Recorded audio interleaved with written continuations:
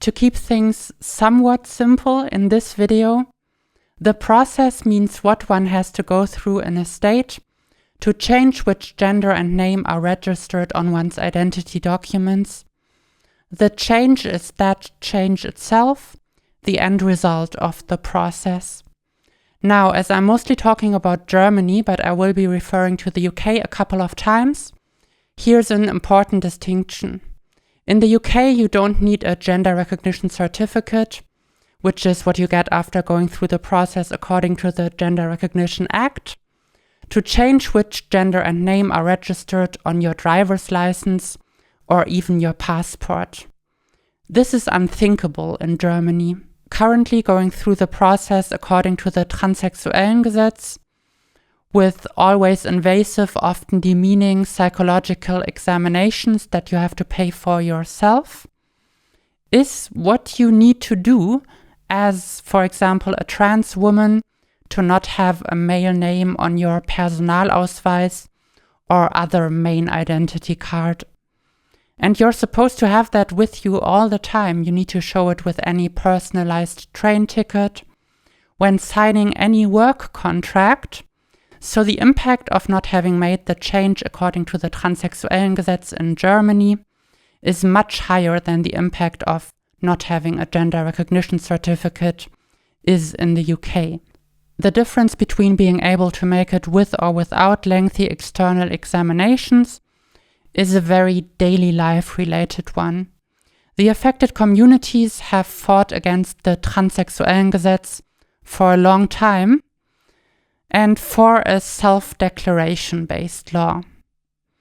The Selbstbestimmungsgesetz, which is scheduled to take effect in November of 2024, delivers that. No more psychological assessments in the process and making the change by declaring it oneself. In one package with lists of everyone making the change getting sent to the whole German security apparatus, full or partial prevention of the change, when the state decides to revoke a residence permit or declare a state of tension or defense, assurances to business owners that they can keep, among other things, their women's parking spaces trans woman free, and several more concrete measures boosting repression and discrimination against those who need the change, as well as wording invalidating the change throughout. Although it's quite far in the legislative process, the law could still get changed or not come into effect at all. But even its proposition in this form is a remarkably underhanded move towards implementing reactionary politics aimed against people who need the change. Also, there are several factors that make it, in my estimation, very unlikely that any of these measures will get taken out. In public discourse, concrete contents get eclipsed by the law's image as a progressive kind of law. The right, far from being appeased by all the repression and invalidation in it, demands more of it. And those demands and the government's reactions to them are the ones that do get picked up by major media, which is much less the case for progressive criticisms. All consecutive draft versions have only taken on a more reactionary character. And even those people within the government who've declared an intent to get some of the reactionary provisions out have since come out as supporters of what I'd consider the most dangerous one, the big data giveaway to federal police, secret service agencies, and so on. I'm talking about this as someone who's been actively engaged in resistance against this development, on the streets and online. And as a member of a group that has written a new, good Selbstbestimmungsgesetz version. But this video isn't about that. Instead, I'll take you on a deep dive into the government version, analyzing most of the reactionary, repressive, and honestly quite innovative provisions in it, asking, what are their likely purposes? What effects can they have on the lives of those who need the change? What interests are realized through them, and especially through putting them into a so-called self-ID law? In the end, my aim is to drag its true face to the surface, revealing what kind of law this actually is. It won't be pretty, but it's necessary.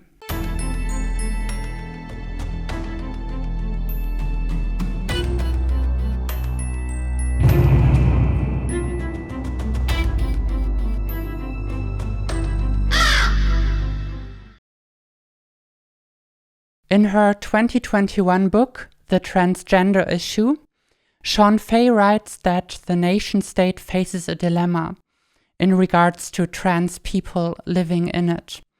Whether to acknowledge and give credence to the individual's assertion of their own identity in law and in culture, or to mandate that it, the state, is the final authority on identity, and to assert its power over the individual, by force if necessary. She later goes on to characterize the resistance against the reform of the UK Gender Recognition Act as suggesting a wider reluctance for the state to relinquish its dominion over trans lives.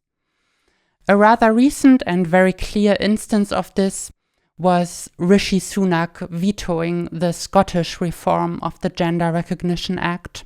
At a quick glance, it might seem like things are moving in exactly the opposite direction in Germany.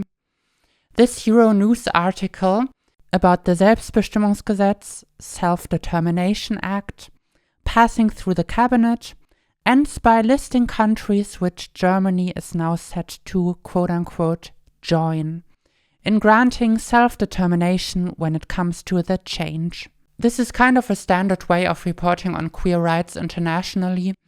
You got your lists of countries, and from time to time, one country name after the other will move from one side of the list to the other.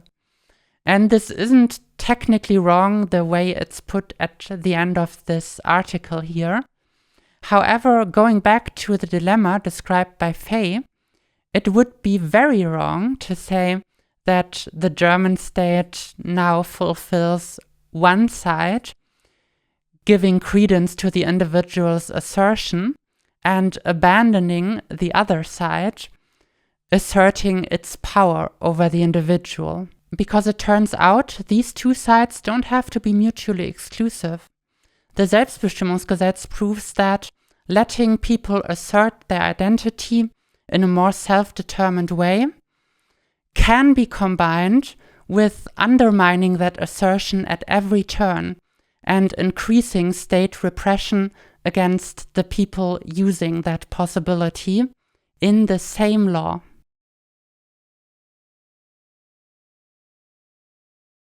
I'll apply this seal of German innovation to any measure which has no equivalent in the Transsexuellengesetz, is not a version of something that's already in that law, and also not a version of something, not an equivalent to something that is already in any law of the world or any draft of any law in the world that I'm aware of. Being innovative and reactionary is not an inherent contradiction, though. With that, I'll now go through most of the reactionary measures in this supposed progressive milestone law by the German coalition government, sorted roughly by the paths they take to screw over those who need the change. First off, the law specifies conditions under which the change doesn't happen or only partly happens, despite someone generally qualifying for it. Condition 1, a person without a German citizenship and with a residence permit makes the declaration to make the change, and within 2 months after that, there's an event leading to the termination of their residence permit. Or that event has already happened, but the termination itself has not yet happened. The explanation section to this states, the provision is intended to prevent abusive changes to gender entry and first names, solely for the purpose of thwarting an impending deportation. And the temporal connection between the intended declaration and the event giving reasons for the deportation can be seen as an indication of the abusive intent of the declaration. So a temporal connection is all that's needed.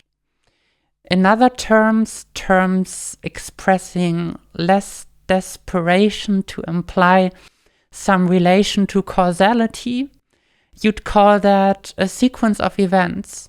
One thing happening, another thing happening, a certain amount of time being between them. And you know what's no requirement for this subclause applying? Knowledge on the part of the person making the declaration of the coming event leading to the termination of their residence permit, or of that event having already happened. And it's in the power of German authorities to make events into events leading to the termination of someone's residence permit. This subclause goes back to an intervention by the Ministry of the Interior in June 2023. Right before the Selbstbestimmungsgesetz was to pass through the cabinet, the ministry halted it. They claimed to fear that people would try to escape criminal prosecution or deportation by making the change. Preventing deportation by creating a discrepancy to documents issued by the countries of origin of people to be deported. The same reasoning that made it into the version of the Selbstbestimmungsgesetz that eventually did pass through the cabinet. How that's supposed to work in detail, why a then invalid German residence permit would play any role in this, when the person in question has papers issued by the country of origin itself, remains a mystery. Then again, this is the German government under the "we must finally deport on a grand scale" chancellor, which has been quite busy recently working towards realizing measures that are supposed to make that possible. Highly doubtful that there was much, if any, convincing needed. As nonsensical as this abuse scenario is, however, that doesn't mean the fact it's written into law here and how it's written into law can't affect real people.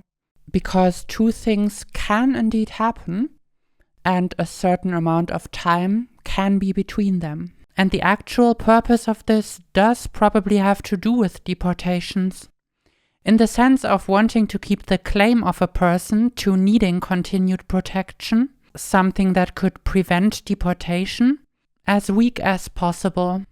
While people within the asylum process are not allowed to enter the Selbstbestimmungsgesetz process in the first place, residence permits like refugee protection or subsidiary protection do give access to the process.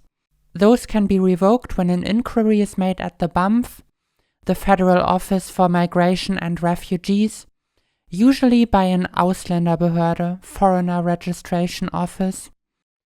The latter would either justify their request with the situation in a person's country of origin having changed, or with a suspicion that the permit was issued on the basis of incorrect information.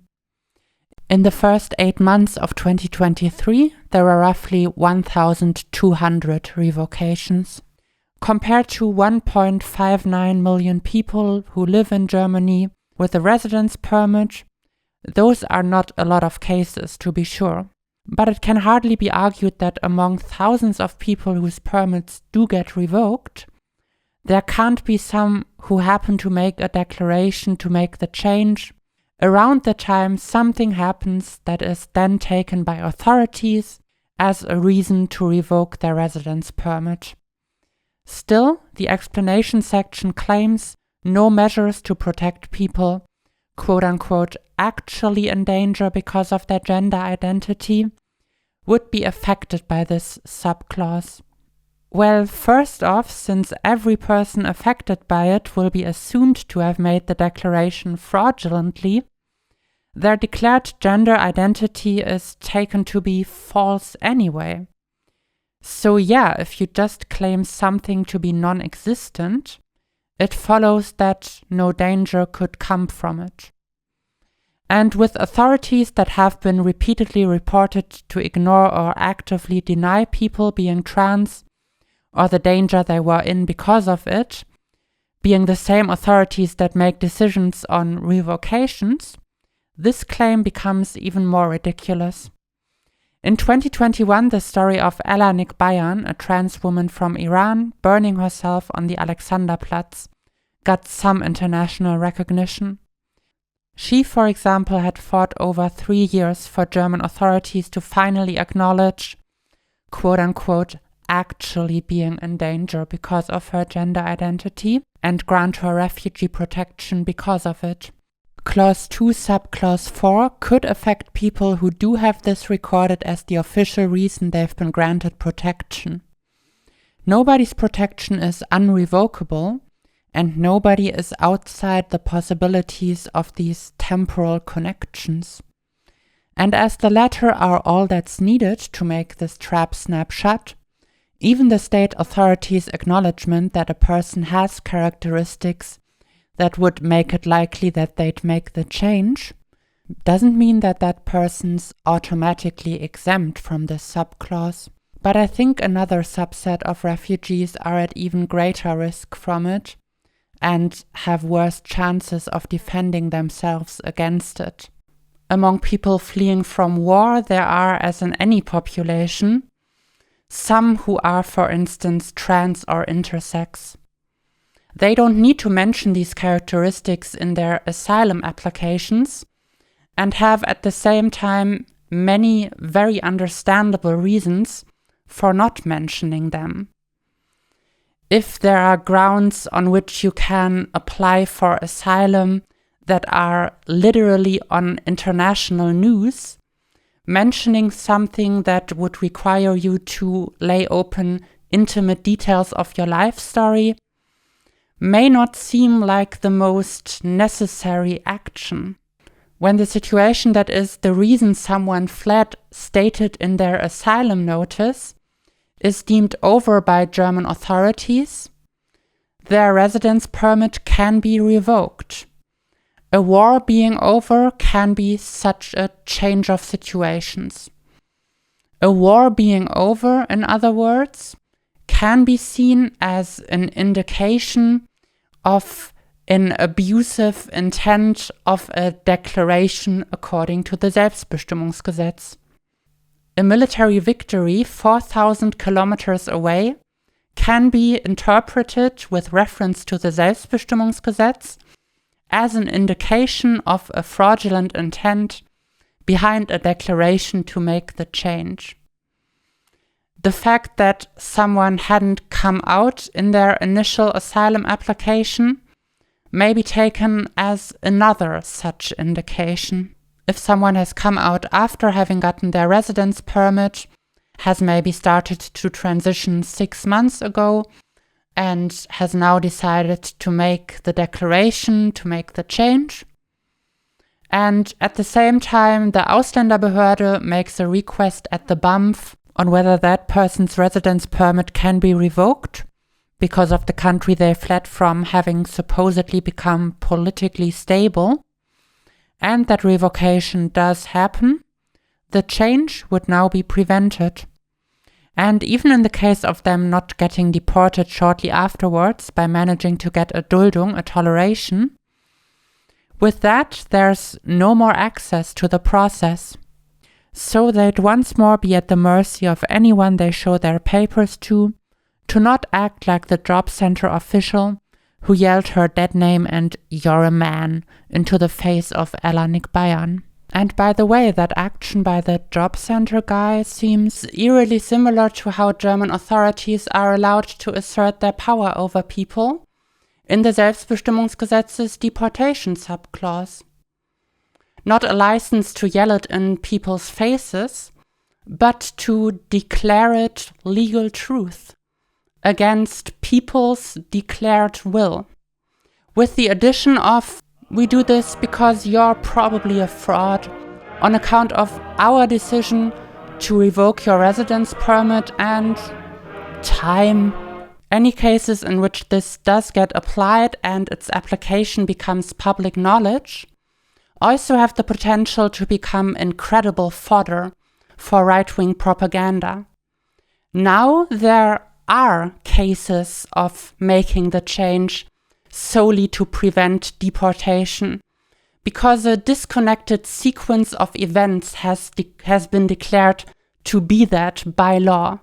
Any victim of this twisted logic could then be taken as an argument to make this measure tougher. It's very likely that the coming German governments will be much more right-wing than this one. Such governments will probably be very receptive to such demands. The Ministry of the Interior already got a lot out of their intervention in the form of this subclause alone. And it's far from all the repression-enhancing potential they have gotten. The draft before their intervention contained a 3-month waiting time from the declaration being made to the change automatically becoming valid. This was replaced in the version after the ministry's intervention with having to apply for being allowed to make the declaration 3 months before the declaration can actually be made, 3 months before one is allowed to make it. At least 3 months must pass from the application to the declaration, and at most 6 months. If more than 6 months pass, the person in question is assumed to have withdrawn their application and their intent to make the declaration. So one effectively has to make 2 declarations. And state institutions will have already been informed about the intent to make the change since at least 3 months at the point when the second one of those 2 declarations is made, the one taken to be the actual declaration. Let's bring this together with the deportation subclause because it has effects on it and makes the bad faith behind it even clearer. A person assumed to have planned to make the change solely to thwart an impending deportation will actually be assumed to have made that plan 3 to 6 months before, up to 2 months before the actual declaration. And when the authorities in charge of the revocation catch wind of an application to make the declaration, they will now have 5 months at least to find a reason for the revocation and for preventing the change. My direct appeal to anyone with a residence permit planning to make the change in Germany would be this. If the Selbstbestimmungsgesetz has taken effect with these provisions in it, and if you make the application at the start of May, set you a dozen reminders to make the declaration at the start of August. Because waiting till September would give German authorities 1 month more time to trap you with the deportation subclause. Condition 2 for preventing the change has some things in common with Condition 1. Here too, a temporal connection is taken as sufficient for drawing conclusions about the likely intents behind declarations to make the change. Here too, the motto, when in doubt, just assume abusive intent, is applied. However, there are some key differences here as well. If someone with a German citizenship makes the declaration to make the change, from their gender being registered as male to anything else, within 2 months before a so-called Spannungs- oder Verteidigungsfall, tension or defense state is declared, or during that state, they stay assigned male, but not fully, only in relation to having to serve in the military. The explanation section says that this clause is for preventing draft dodging by making the change. And so, as in the deportation subclause, a sequence of events is all that's needed to make it apply. It's assumed to be likely in these times that people make the change for draft dodging, so for simplicity's sake, why not skip all substantiation and reasoning and treat it like it's a known fact in every case. Of course, we have to add the same period from applying to being allowed to make the declaration to being allowed to make the declaration to this, as with the deportation subclause. So here too, a declaration up to 2 months before a tension or defense state started, preceded and made possible by an application 5 to 8 months before that state started, is sufficient for splitting a person's gender into civilian and military gender. The military gender stays male until the tension or defense state is declared over, and then it is mercifully allowed to join the civilian gender. And by the way, what even is a tension or defense state? A state of defense can be declared with a 2/3 majority in the Bundestag and Bundesrat. 2/3 of the votes in both of these highest parliaments in Germany, including more than half of the Bundestag, must confirm that the federal territory is under attack or under, quote, imminent threat of an attack. But the precursor to this, the state of tension, suffices for federal gender splitting to commence. How's that defined? It's not. The same 2/3 of the votes are required too, but they must only confirm that they perceive tension.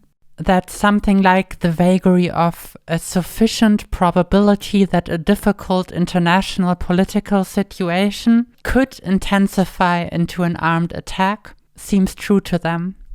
Enough politicians expressing this vague feeling of tension with their vote 5 to 8 months after someone has applied to make the change can thus partially prevent it. And then the people affected by this can be drafted into the military, in which trans women, trans feminine people are, according to available data linked in the video description and partially shown here, at a significantly heightened risk of experiencing all kinds of sexual and non-sexual violence and harassment. The argument made for this clause is one of constitutional necessity. So let's engage with that. It is claimed that it's necessary in adherence to Article 12a of the Constitution, according to which all men over 18 can be drafted into the military, the Federal Border Guard, or a civil defense association in a state of tension or defense. Meanwhile, the Selbstbestimmungsgesetz's own objective and necessity section states that its necessity follows from 2 basic rights in the Constitution, Article 1.1 human dignity and Article 2.1 free development of personality. Now, there are provisions in Article 17a to limit some basic rights in the military, but Article 1 and 2 are not among the articles listed there. 1.1 human dignity and the duty of the state to protect it is generally considered to be the most foundational part of the Constitution. 12a overruling something that follows from that is already quite ridiculous. And the key principle of the Bundeswehr is to consist of citizens in uniform, with an emphasis on soldiers keeping their constitutional rights. Here's Sven Bering, leader of Queer BW, an association of queer people in the Bundeswehr, talking about how important these values supposedly are to the German military when it comes to queer people and their right to free development of personality in particular. Wir sind eine Wertearmee. Wir stehen für die Grundwerte unseres Grundgesetzes ein. Dazu gehört eben auch die freie Entfaltung der Persönlichkeit. Auch in anderen Paragraphen oder Artikeln des Grundgesetzes ist ein Diskriminierungsschutz vorgesehen und deswegen gilt es, den auch zu respektieren als Bundeswehr. Denn wir sind dafür da, diese Rechte zu verteidigen, und zwar von jedem, egal welcher sexueller Orientierung oder geschlechtlichen Identität er sich identifiziert. Now the Selbstbestimmungsgesetz is to surrender Articles 1 and 2 plus the citizen in uniform principle to the draft. A part of a person's gender is to be split off solely in service to the state. in suspension of some of their basic rights. They're to be drafted into a so-called values army, priding itself on upholding these basic rights for their soldiers and in their soldiers protecting these basic rights by way of a violation of those same rights. Not citizens in uniform, but soldiers first and foremost, with a chance of regaining their full citizenship once the tension or defense state is declared over. The German government is making itself, and by extension the German state, into the villain in its own play, by the standards of its constitution, of one of its quintessential institutions, and of the Selbstbestimmungsgesetz itself, really goes to show how much tightening the state's grip on those who need the change is worth to the writers of this law. Not much is known about this clause's origin, but here's something that happened in temporal connection to... Oh, shut up. About 3 months before the government's first draft was released, Boris Pistorius became the new Minister of Defense after Christine Lambrecht had stepped down. His public image is he's strong, makes the Bundeswehr strong, and he maintains that image through a lot of announcements on how strong it's going to be, through calling for even more money being pumped into it, and by demanding a public debate about reintroducing general compulsory military service. By all of that, and by virtue of being a man succeeding a woman in a very manly position, let's be real. The military gender clause having been pushed for by his ministry isn't that far-fetched, I think. And there certainly is a demonstration of some sort of strength of the military in creating a whole new military gender category for it and dragging people to which the state can apply this category into the military under certain circumstances. These circumstances could be expanded too. If a return to a compulsory military service was to actually happen, and if it was to take the form in which it is laid down in the German constitution, everyone over 18 who has the registered gender male would be eligible to be drafted. And with Clause 9 already existing in the Selbstbestimmungsgesetz, a military gender already being established, it wouldn't be a very far step to applying it to everyone who has the registered gender male who has not done their military service yet.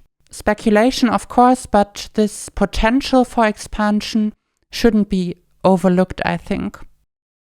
Now, however, we should return to the text of the current Selbstbestimmungsgesetz version and see what it has in store for, or rather against, those who have gotten through the process and who have successfully made the change.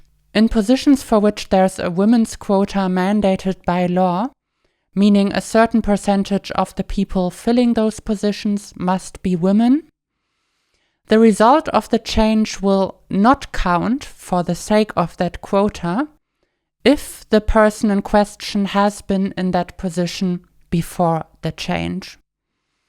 So someone who has made the change from their gender being registered as male to it being registered as female will still be counted as male for the sake of the legal women's quota, as long as they stay in the same position after the change as before it. This is explained with an aim of maintaining continuity and avoiding a change of persons. The question why preserving continuity on the basis of incorrect information is even considered a good thing isn't answered.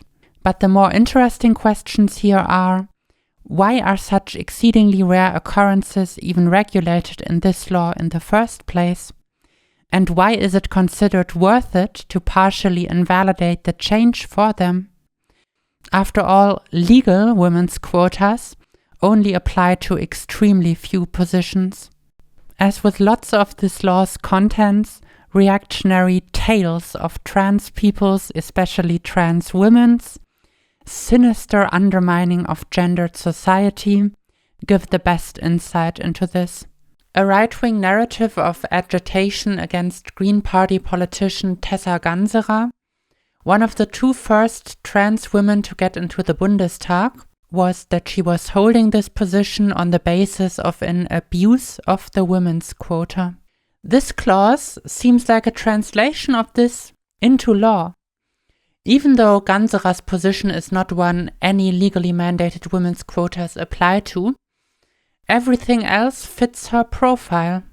Not having made the change because of the discriminatory Transsexuellengesetz, having thus been in her position before the change, put any position to which legal women's quotas apply in the place of Ganserer's Bundestag seat, and she would keep male as her quota gender for as long as she stays in it. She would legally be someone who cannot be counted into this women's quota. While the Selbstbestimmungsgesetz, which would assure that, is mainly a Green Party project, her party colleague Sven Lehmann, the government's queer commissioner, is the main person advocating for it. It's truly astonishing. When AfD politician Beatrix von Storch gave a transmisogynistic speech accusing Tessa Ganserer of this supposed abuse, Ganserer's fellow Greens expressed how appalled they were by this. And rightfully so. Put the power of state and law, instead of a fascist lips, behind basically the same accusation, and you get the progressive queer milestone of the decade. While the quota clause is a realization of a particularly absurd and quite obscure transmisogynistic narrative in law, its impact will likely be very limited, despite its clearly defined conditions. Sorry. The top-tier positions to which legal women's quotas apply are held by a very small number of people. And of those people, very, very, very, very, very few are going to be trans women. Trans women being a very small, very poor, very discriminated against, particularly in the workplace, minority. Here's what everyone does though, daily. Pee. And at this point, do you really think that the writers of this law are going to skip the opportunity to give this evergreen of anti-gender deviant agitation its legal form? Clause 6 first establishes in which regards the change is actually supposed to be relevant. In legal transactions, insofar as reference is made to gender in the sense of civic status, and when nothing else is stipulated by law.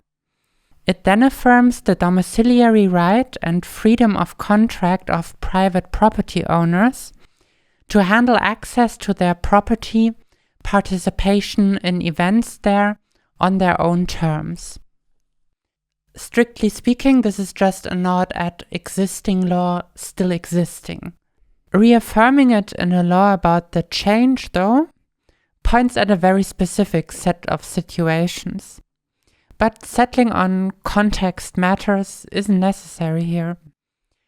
The 3-page-long explanation section, just for clause 6, subclause 2, gets as clear as can be without mentioning specific minority groups. Something clever is done in this part of it, not necessarily legally, but political communication-wise. It starts with the statement no one can deny. Access to gender-segregated toilets and such isn't usually handled by checking people's registered genders in real life. This is not followed up by more reasonable statements, however, like about how many people who are waiting on the Selbstbestimmungsgesetz to make the change are now using the same gender-specific spaces as they will after it. Thus, the Selbstbestimmungsgesetz will make no real difference when it comes to that. No, what is concluded is that no one can, quote, demand access to, for example, gender-specific toilets or changing rooms, solely with reference to their entry in the civic registry. The gender-segregated sauna section doubles down on this. It states that sauna owners could do a balancing of interests between the people who are usually in the sauna and those who desire access. In what ways? Quote, taking into account the natural need to protect privacy or the fear of harassment or sexual harassment. From this, it's once again concluded that no one can demand access to such a sauna based on gender entry alone. Let me try to sum up whose and which interests are presented as the ones in conflict here. We got the usually there people. They've not made the change and are attending gender-segregated saunas that match the gender originally recorded in their birth certificates. They've got the interest of not having to fear harassment, sexual harassment, and of having their intimacy protected. Okay, as everyone does, right? Apparently not. People who've made the change to having the gender, a particular gender-segregated sauna as 4, registered on their documents, the desire access people, seem to only have that interest by which they're defined, getting in there. Certainly a serviceable definition of interests if one had the goal of making it as easy as possible to throw them out. If interests in not having to fear harassment and so on were to be ascribed to them too, and if the possibility was admitted that some people who've made the change or need it are already attending these saunas, this might interfere with that goal. On the grounds of that discriminatory presentation of interests, the Anti-Discrimination Act is supposed to not protect people who've made the change in this scenario. And even if courts decide otherwise in individual cases, a federal law encouraging and legitimizing such exclusions existing can itself have effects on people's behaviors. People who are invested in these exclusions are likely to be emboldened by that. And having to win court cases just to be able to participate normally in society, isn't that exactly what the Selbstbestimmungsgesetz was supposed to put an end to?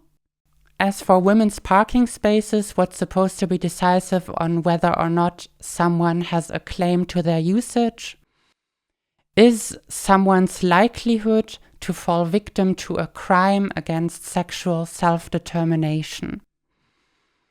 So someone's registered gender is not expected to be checked, but someone's likelihood to fall victim to that is?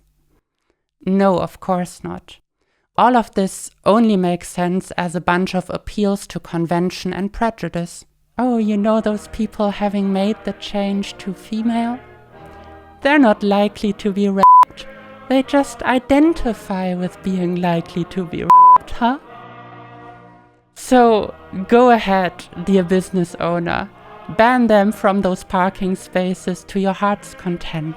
Oh, you got a feeling that going into gender-segregated spaces to commit sexual violence is to be expected from those people? Well, don't be insecure about it, dear business owner. Throw them out, keep them out. The state got your back. This chart gives an impression of the share of non-residential buildings in Germany, which are private property. Yeah, turns out this society is very thoroughly dominated by private business, aka places whose owners are told in the Selbstbestimmungsgesetz that they can throw perceived gender deviance out of gender-segregated spaces. So if the aim is to support the structuring of society around the exclusion of such people, this clause might be quite effective for that. By giving explicit affirmation to people who control so many spaces other people go to and have to go to act in an exclusionary way.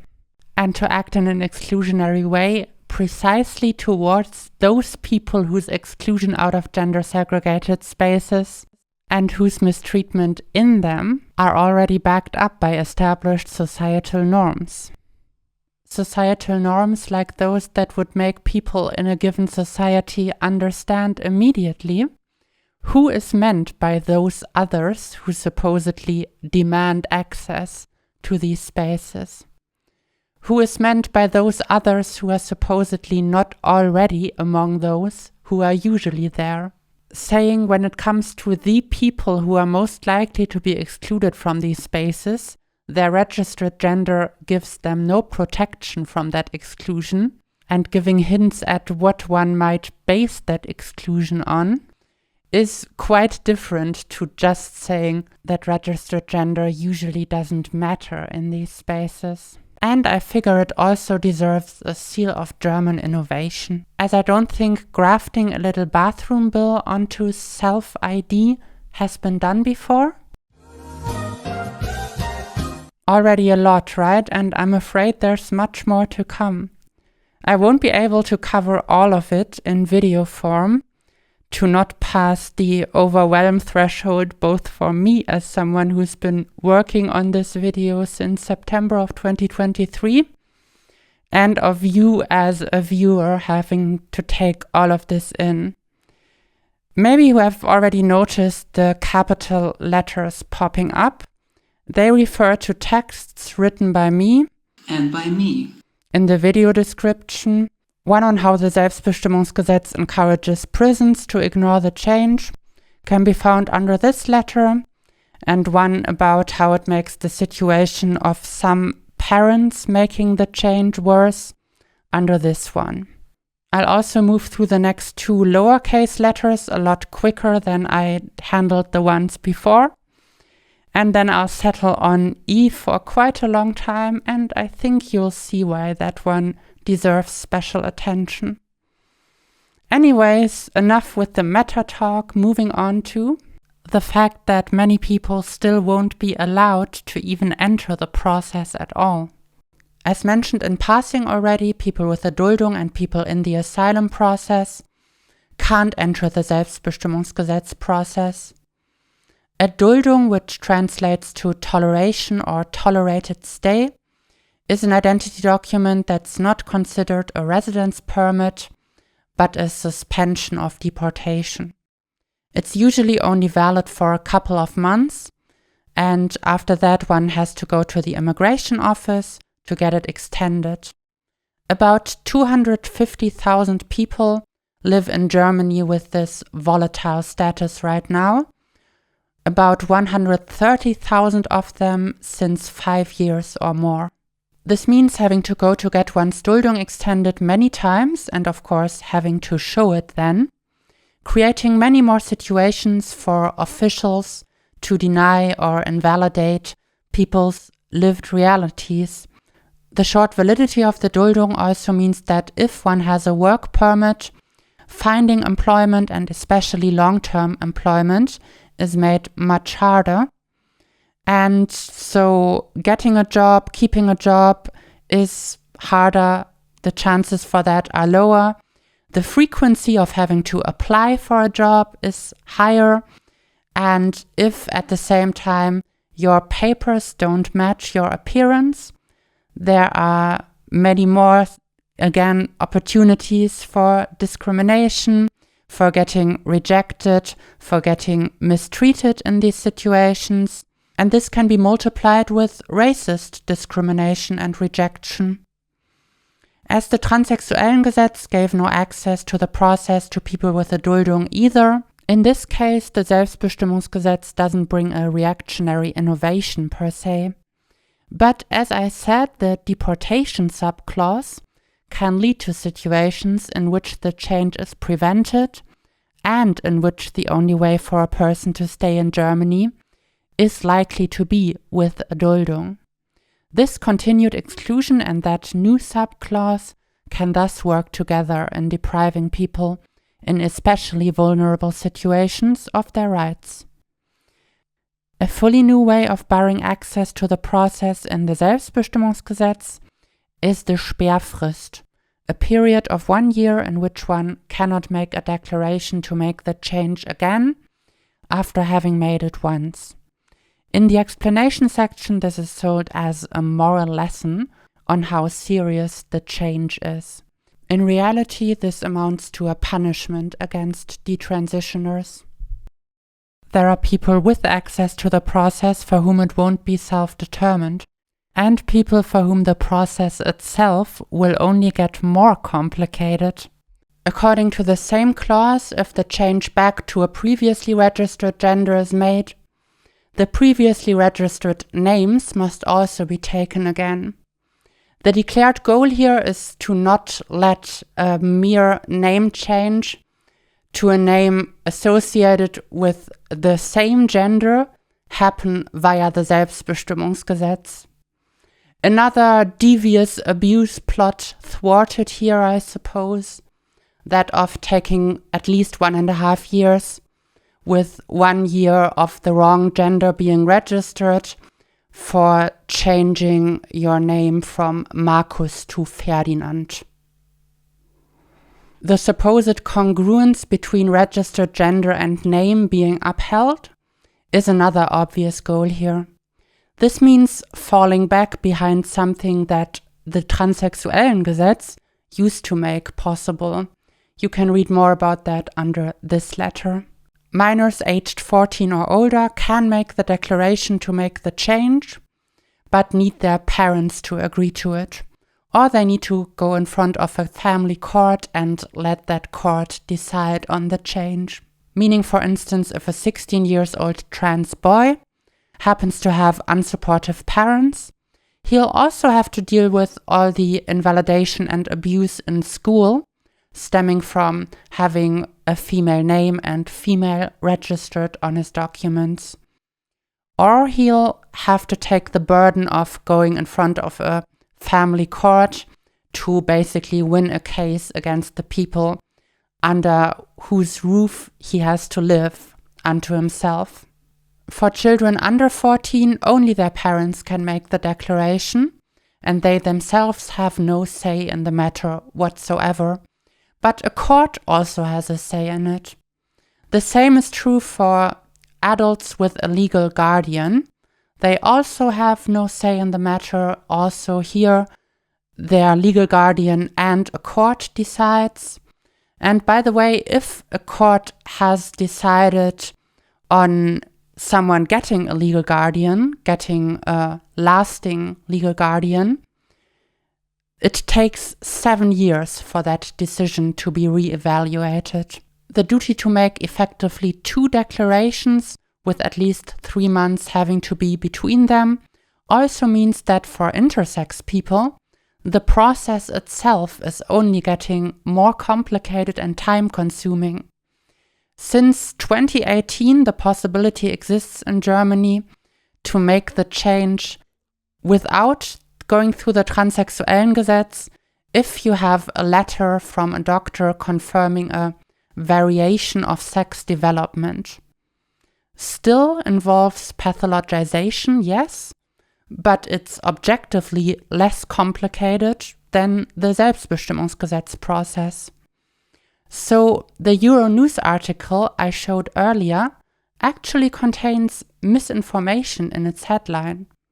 Maybe one of the risks in writing about real existing people as words to be listed. And speaking of lists, for everyone making the change via the Selbstbestimmungsgesetz in its current government version, this will mean lists of sensitive data, including currently registered name and formerly registered name, same for currently and formerly registered gender, date of birth, place of birth, current address, will be given to the Federal Police, the Customs Investigation Bureau, the Secret Service Agencies Verfassungsschutz and Militärischer Abschirmdienst, the BAMF, Federal Office for Migration and Refugees, if the person in question has a citizenship other than German, and 5 other organs of the German security apparatus. They are only required to delete the data if they find nothing about that person anywhere in their systems. No measures to control that it actually gets deleted are specified.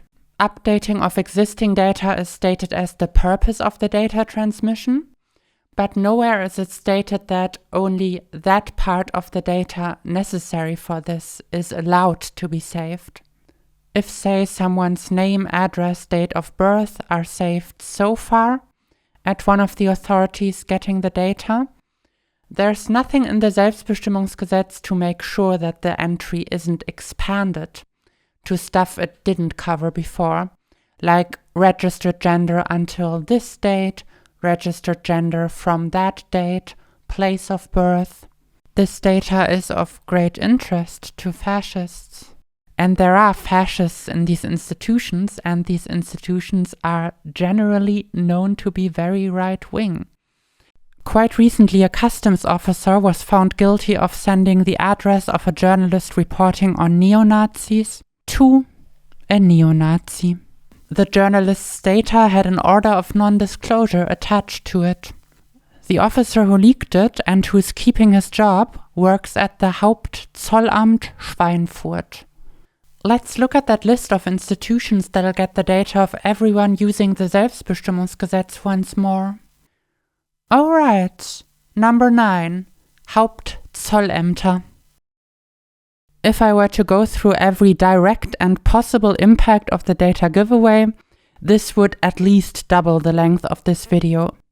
Some selected ones include parts of the youth organization of Germany's biggest leftist party, Die Linke, are being monitored by the Verfassungsschutz. That secret service agency is thus allowed to save all those datasets of anyone mentioned in their reports by name permanently. If someone has made a report to the police in a train station, say about a bag being stolen, that's the federal police. If it was less than 10 years ago, they probably still have that data, so they can keep those datasets as well. It's very unlikely that they had any explicit entry on registered gender. Now they get to keep 2. But that's a rather specific set of circumstances, right?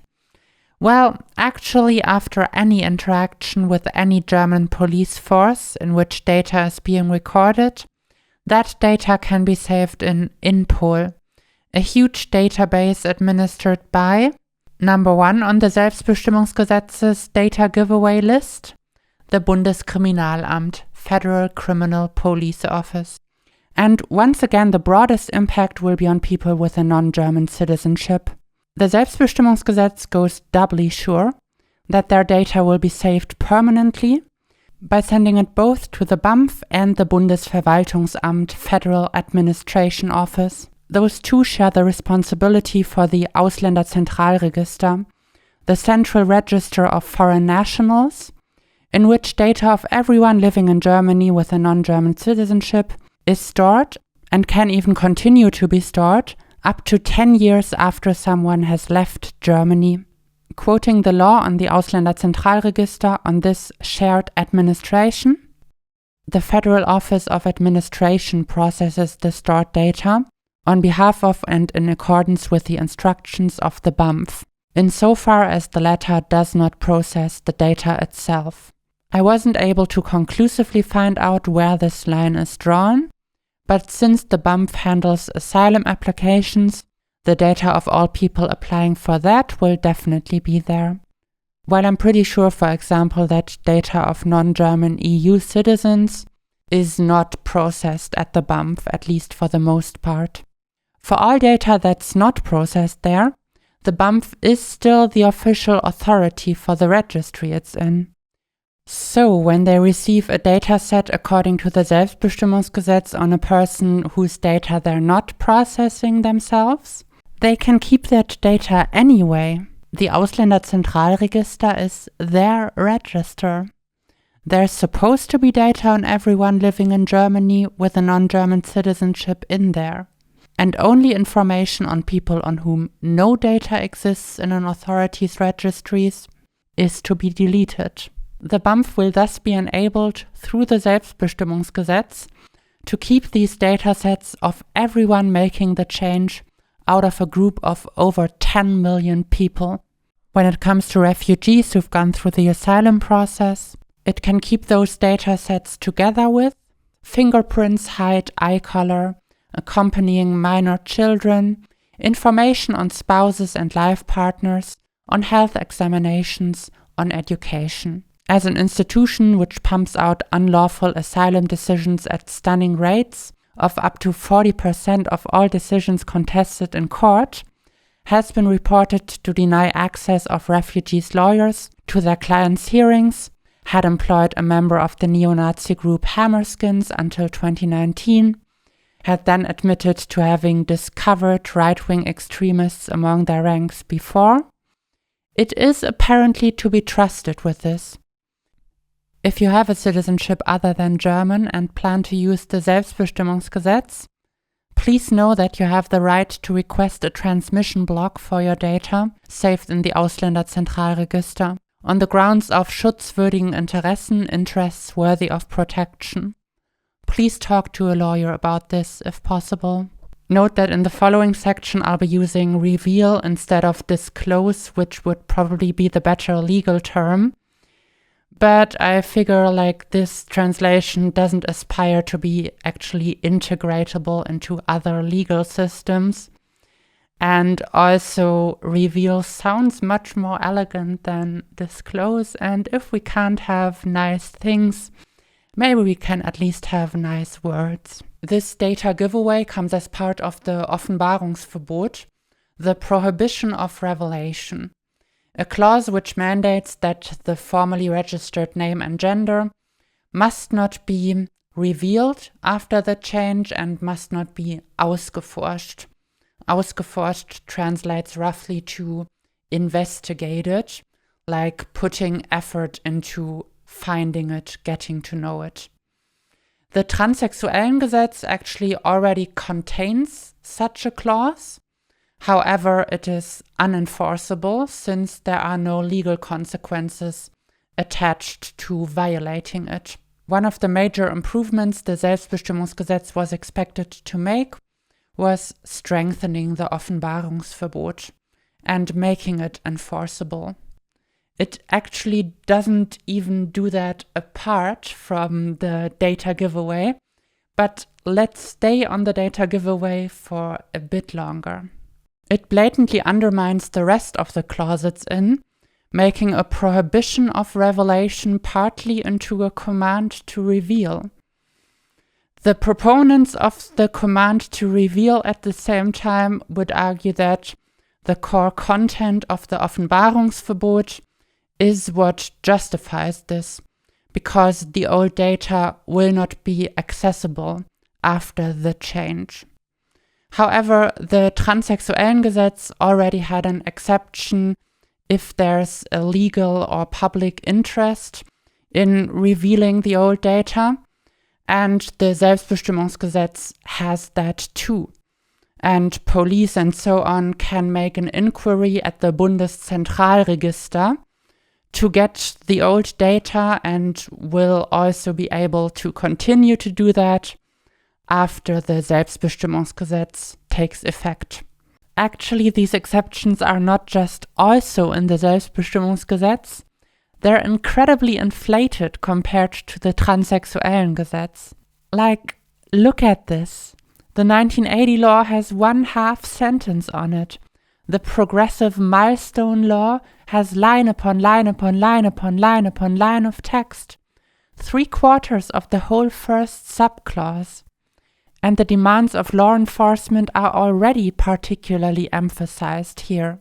Alexander Peutz, from one of the police lobbying groups calling itself a union, has the following arguments why that's supposedly not enough.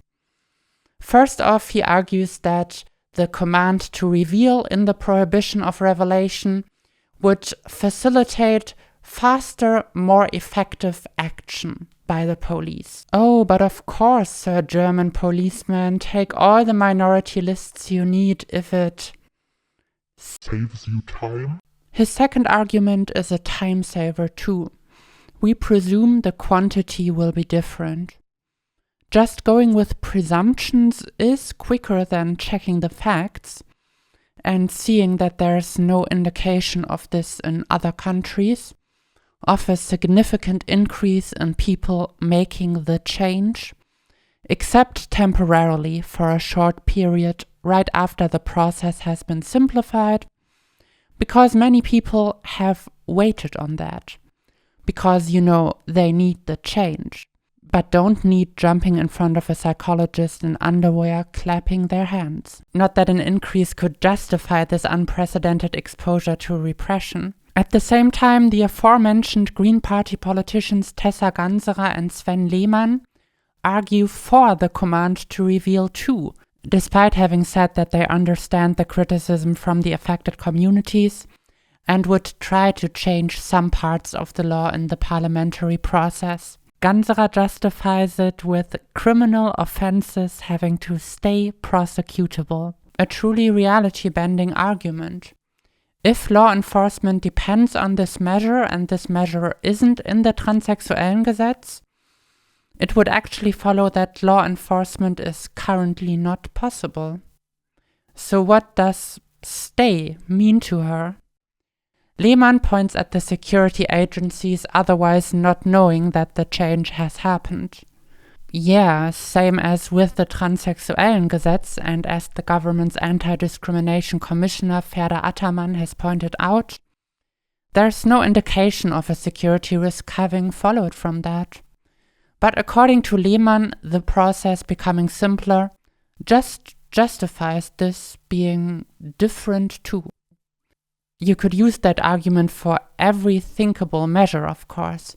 These two had never, in all their years of advocating for a Selbstbestimmungsgesetz, even hinted at this supposedly super essential thing, needed for the very possibility of law enforcement. Not before the Ministry of the Interior's transparently timed power grab, right when the law was to pass through the cabinet. Looks a bit like this law is changing Lehmann and Ganserer more than they are changing this law. But there will be an enforceable prohibition of revelation now, right? A misdemeanor clause by which people can get a fine for posting the old data online, publishing it, yelling it out on the street.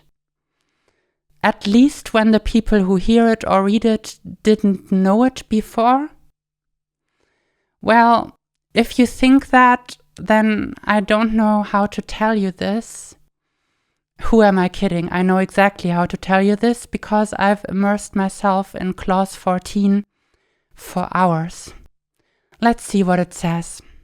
Someone commits a misdemeanor when revealing/disclosing a first name or someone's belonging to a gender, contrary to clause 13, paragraph 1, and thereby intentionally harming the person concerned.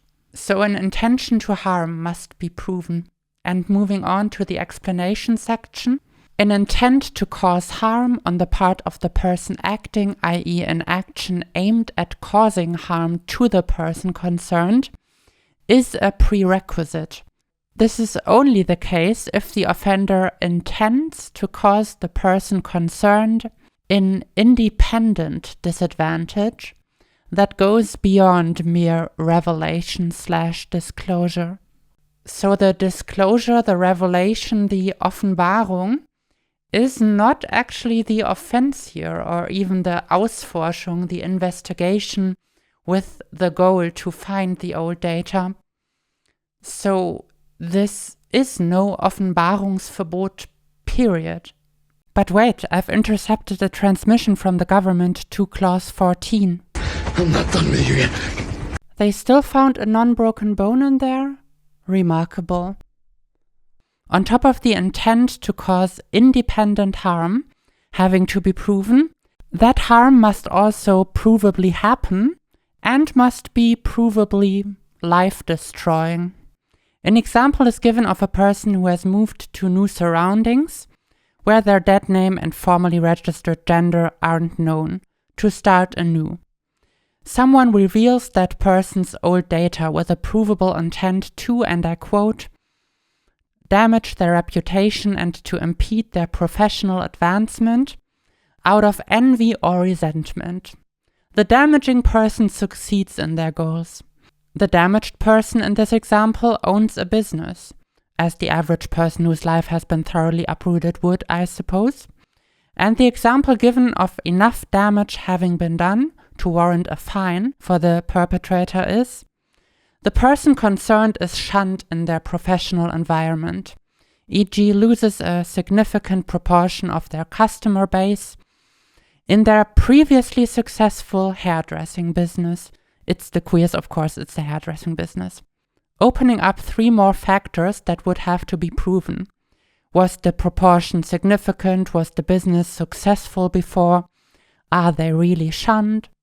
And if, in contrast to that, the work environment isn't influenced, or the damaged person, quote, even gets solidarity, the perpetrator doesn't need to pay a fine.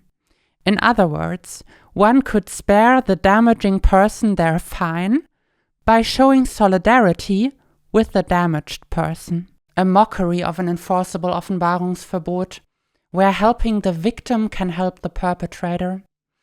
If the perpetrator happens to be the victim's father, by the way, any degree of damage brought upon their child and any lack of solidarity shown to their child could never lead to any fine for the perpetrator, as relatives in a direct line are explicitly exempt from the whole Offenbarungsverbot, not just the fines section, except for in very specific administrative contexts. The 2 clauses making up the Offenbarungsverbot and its supposed enforceability are useless to harmful to people who've made the change.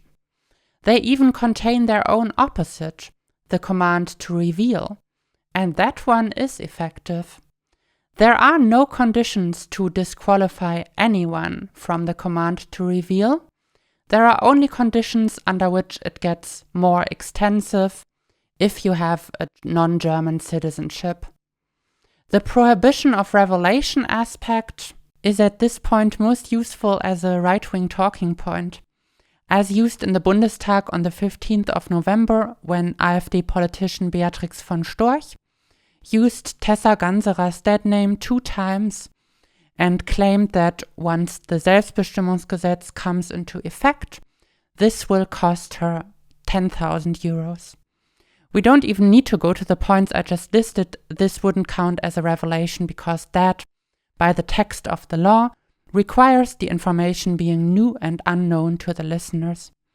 But the politicians advocating for the Selbstbestimmungsgesetz either don't know that themselves or want to keep the image of the law protecting from such public verbal abuse. And looking back at the cited sentence in this misdemeanor clause, it speaks of revealing a first name or someone's belonging to a gender.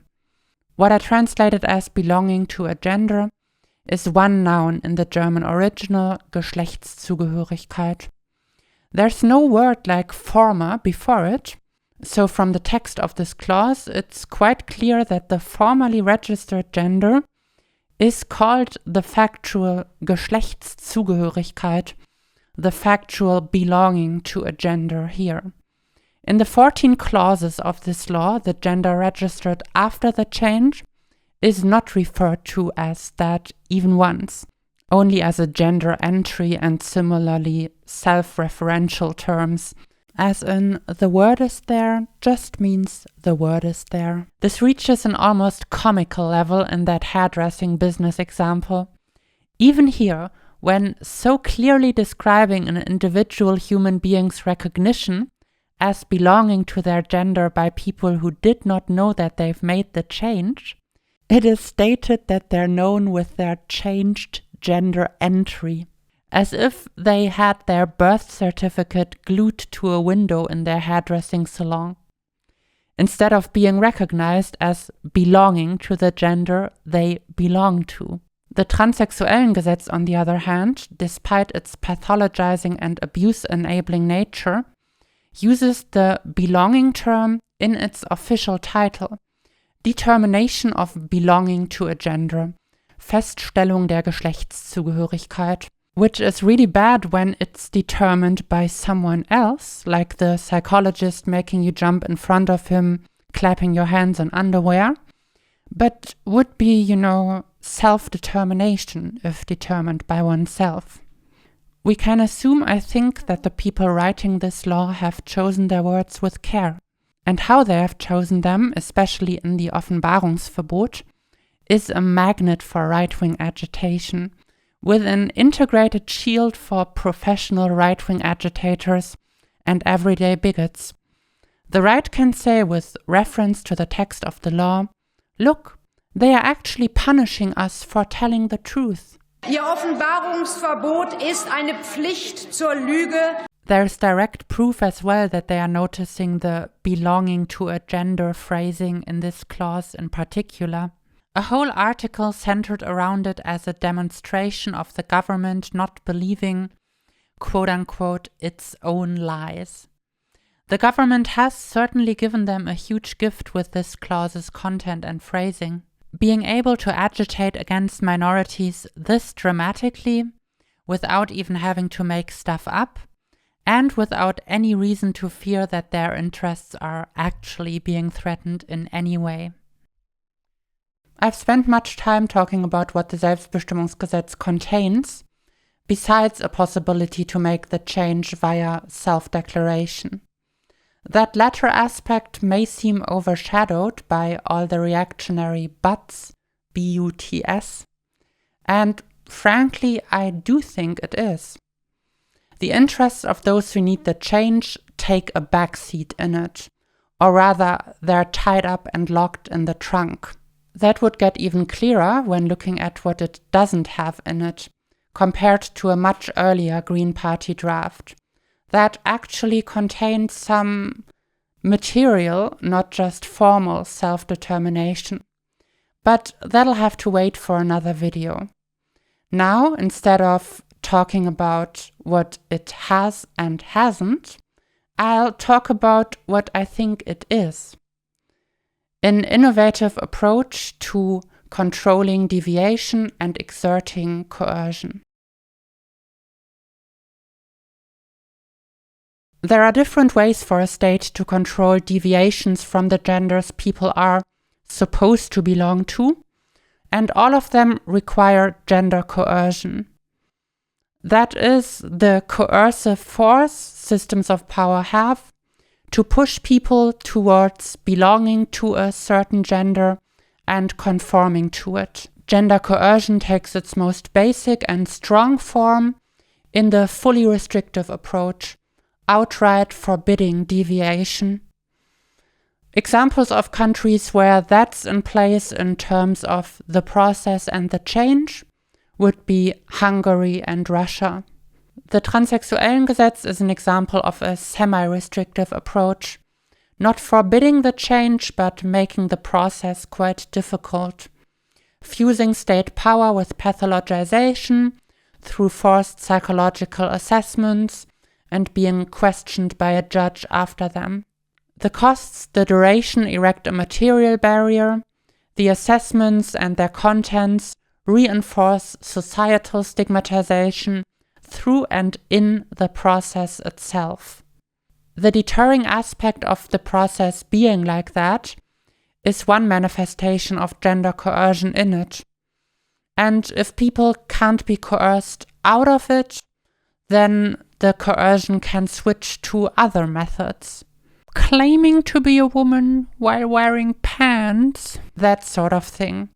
At the same time, the authorities exerting the normative grip of gender coercion through the process are usually limited to the people doing the assessments and a court.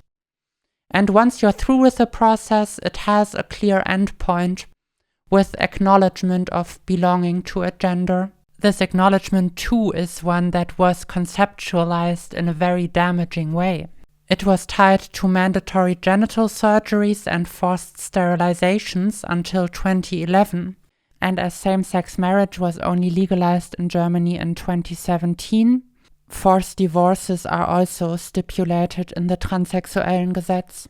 Plus, belonging to a gender is what has to be acknowledged either way. The Selbstbestimmungsgesetz doesn't manage to fully get around that either. Outside of the 14 clauses of the law itself, in the articles about its effects on other laws, what the change pertains to is called Geschlechtszugehörigkeit, belonging to a gender. Because as much as the Selbstbestimmungsgesetz's writers may wish for it, second-class genders, which are just entries more so than other more legitimate genders, are not a real category in German law so far. Doesn't mean the avoidance of writing belonging to a gender is meaningless. It's significant as an expression of delegitimization. It's just that the concrete legal manifestations of that delegitimization lie elsewhere. The Selbstbestimmungsgesetz follows a pseudo-permissive approach, bundling up some aspects of the semi- and fully restrictive approaches with some actual self-determination, at least on formal gender recognition. It is, for most people, self-declaration-based, while it switches out the hands exerting the normative grip of gender coercion and instructs them on new gripping techniques. The process, the official one, does get less grueling.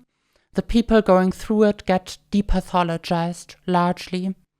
But the gender coercion doesn't stop. In fact, it gets more holistic, as larger parts of the state and society are called upon to exert it. The state can even decide to prevent the change, allowing itself to a slice of the fully restrictive approach. Deterrence is also present. This can be seen as an effect of the data giveaway, for example. I have personally heard from some people that this is deterring them from using the Selbstbestimmungsgesetz. Where prevention and deterrence aren't possible or effective, efforts are put in to make the process more sustainable, to make sure it kind of never stops. To boost the scrutiny the registered gender after the change is under, wherever possible. It's like the process is done but not done, dead but not dead. Like an undead hand of gender coercion, ready to take any opportunity afforded to it by the Selbstbestimmungsgesetz to grab people who have made the change. Stitched together out of several parts, what authorities may do with these lists, being registered as a man on your own birth certificate, but not as a father on your child's, quota exceptions, encouragement of property owners to act as gender watchdogs. Actually, let's hear about that last one from one of the government's top grabbing and gripping instructors, Minister of Justice Marco Buschmann. Here he is on the podcast of one of the major German conservative newspapers in February of 2023, once more going on about the inalienable right of sauna owners to make women's saunas trans woman free, uninhibited by neutral sounding law speech. Dann wird es, da bin ich fest von überzeugt, wird es in Berlin, wird es Frauensaunen geben, wo es heißen wird, auch Transfrauen sind Frauen, und dann werden dort Menschen hingehen, die sich damit wohlfühlen, und es wird auch, und nur das soll möglich sein, ohne dass man dann verklagt werden kann oder so, das wird es Anbieter geben, die sagen, wir stellen dabei aufs biologische Geschlecht ab. Ich glaube, das ist aber eine pragmatische Entscheidung, die dazu beiträgt, dass dieses Gesetz eine ganz breite Akzeptanz bekommen wird, weil wir im Wesentlichen sozusagen nicht die Gesellschaft zu irgendwas drängen, was sie nicht möchte, sondern das bleiben freie Entscheidungen. We don't coerce society into something it doesn't want. Society obviously not including those who've made or need the change. Only normal, non-gender deviant citizens. In the case of women's saunas, owners are encouraged to freely choose if trans women are women or trans women aren't women fits their business model better. They can then offer the trans women are women or trans women aren't women consumer experience to cis women who go there. Trans women are only potentially present as something to make the environment comfortable or uncomfortable to those cis women consumers. well to those cis women consumers who don't run the risk of being seen as trans women. Of course, the trans women are women saunas are rhetorically supposed to be located in Berlin, the capital where the more unusual experiences can be consumed, not in quaint, down-to-earth towns and villages. Or rather, they're supposed to be happening in Berlin, as women saunas are in most cases not fixed places, which are always just for women, but events that happen once a week in some saunas. Events that most trans women would likely be deathly afraid of attending. I couldn't find data on trans women's attendance of such events specifically, but I could find this 2022 study by Ali Durham-Gray on locker room access and avoidance among trans people. Locker rooms too are spaces where people can expect to be seen naked, and they're often gender segregated. Gray points to other studies that have shown that most trans people avoid locker rooms. Interviewees in Gray's study talk about their strategies to actively avoid nudity in these spaces when having to use them. The sociological concept of membership by Evelyn Nakano-Glenn is employed to analyze these findings, a concept which also gives a great framework to view Bushman's words through. Membership is, and I quote Glenn here, not just a matter of formal legal status. It is a matter of belonging, which requires recognition by other members of the community. Community members participate in drawing the boundaries of citizenship and defining who is entitled to civil, political, and social rights by granting or withholding recognition. Using this as a theoretical framework, a conclusion Gray draws from their study is that access to locker rooms is a matter of being able to participate fully in society as its members. These spaces then, according to them, serve to materially limit trans citizenship. Returning to Bushman, a clear appeal to the non-membership of trans women can be seen in his words. They're not really in society, they're tolerated by it. His and his party's messaging on the Selbstbestimmungsgesetz has been that it would only affect the relationship from state to citizen, not citizen to citizen. People are to have their registered gender after the change solely as subjects of the state, not as members of society. The Women's Sauna Talk is a great way to confer this message. Women are naked in these contexts, and the thought of trans women being naked among naked cis women triggers rage and disgust responses reliably and appeals to urges to exclude non-normative non-members from society effectively. And of course, the market should decide on what parts of society should then be made accessible to these non-members as exceptions and still with full focus on how that feels to the non-gender deviant people who are usually there. Necessary clarifications, according to Bushman, lest Germany become as over-accommodating to trans people as the UK.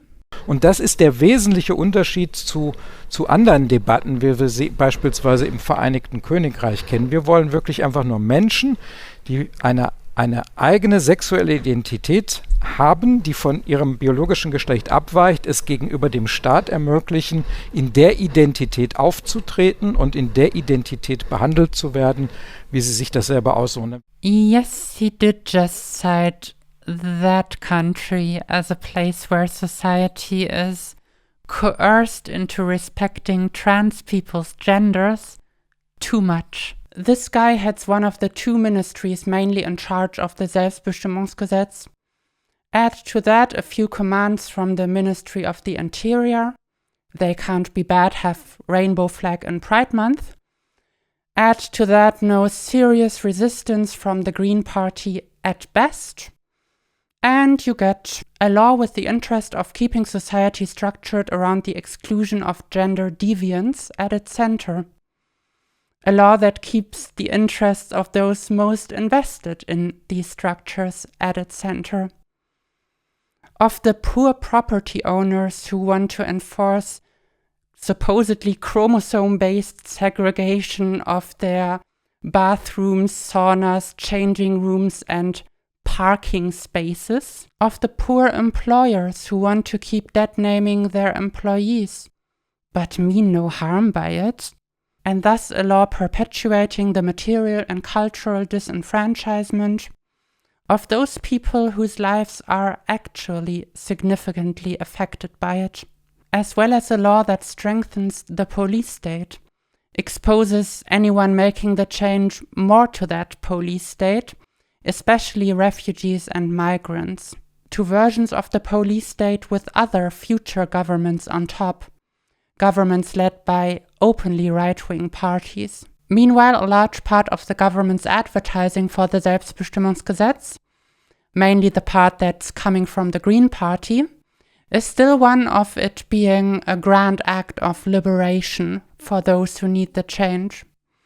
And I don't think it's a coincidence that the same politicians who focus on that messaging are also coming out in favor of measures that boost the police state. If the messaging is no more state grip, this is a liberation law, those engaged in that messaging are ideally equipped for adding that those birds that are now supposedly set free need to at least be ringed and tracked, no matter if the tracking may be used for hunting later.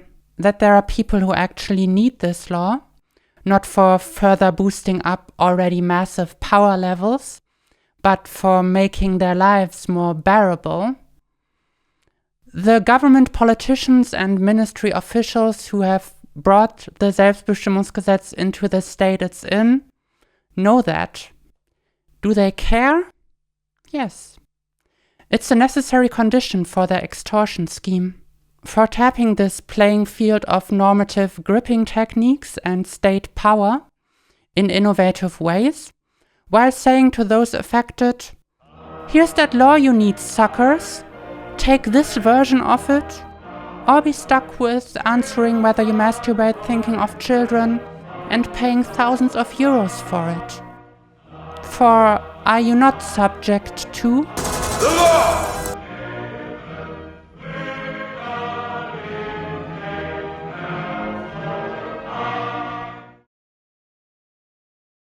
At the start, I had shown an example of the superficiality of this law's international media coverage.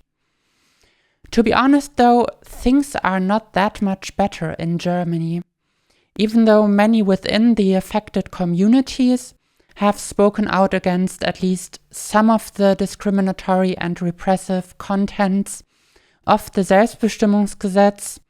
This is not really reflected in the broader media landscape and in public perception. This law goes too far in how simple it makes the process versus look at this historical step and how good we are to those people now are the two dominant perspectives in the discourse. That this law only strengthens some individuals' assertion of their own identities in some ways while weakening it in others. That it contains several instances of the state asserting its power over the individual in a law that was originally meant to loosen this grip and compensate for decades of oppression, doesn't really compute, doesn't sound familiar. You have to have your two teams, pro-rainbow and anti-rainbow, hatred and tolerance, and two types of laws corresponding to either one or the other category. There's a box to be checked called Selbstbestimmungsgesetz. And isn't it a lovely box? So perfectly square. This perception leads to a very symbol-oriented discourse. That will be the topic of my next video. It has, in my estimation, contributed heavily to the law taking its current form. I'll also talk about a ruling by one of Germany's highest courts that might stop all transition-related surgeries getting covered by health insurance, and how a concession very early in the legislative process has ensured that the Selbstbestimmungsgesetz will be of no help against that. And of course, I'll cover the development of said legislative process up to the release of that next video. As for international relevance, I'm pretty sure those who have written this law are in regular contact with other people in similar positions in other countries, other governments. Sneaking racist measures against refugees and migrants, extensions of police power into one of those so-called self-ID laws, that certainly isn't just attractive for the German government in these times of rising right-wing movements and right-wing politics. To not let it become a template, knowing the road that led there, can be essential. I'm also very interested in your comments about similar laws, ostensibly progressive laws, in your countries, the countries you might live in, which I might not speak the language of, that have similarly been used to push through reactionary measures. Because if these people who are pushing through these policies are in contact, as I said, I'm sure they are, we should be too. While I don't think a society can reform away the deeply ingrained material forces that make it a dangerous place for trans, non-binary, agender, intersex people to live in, there must be an alternative to this horrific version of a Selbstbestimmungsgesetz, because it does matter in the daily lives of the people affected. The Bündnis Selbstbestimmung selbst gemacht, of which I'm a part, has written such a law. We'll be translating it into English in the coming months, and once that's done, we'll be making a video about it in English together, which will also be posted on this channel. A video about the guiding principles of our Selbstbestimmungsgesetz, how they are realized in the individual clauses of the law, and what impact we wanted to have and expected to have, as well as what impact it's already having. So there'll be a trilogy sort of English language videos on this channel. Part 1, the grim here and now, which you are watching right now. Part 2, the prequel, how did it come to this? And part 3, a new hope. Thanks for watching all of this. Liking, sharing, subscribing is of course much appreciated. This has taken a ton of work to make, like this many hours, and I don't think the algorithm is going to push this into many people's feeds, as no one else is talking about this in English, so actively spreading it means the world to me. If you want to give me money, don't. I'm doing okay with my main job right now. But if you already got it out, then you can instead send it to queer refugees in the Kakuma refugee camp in Kenya, who are having to endure horrible conditions and are fighting for their survival. For now, bye.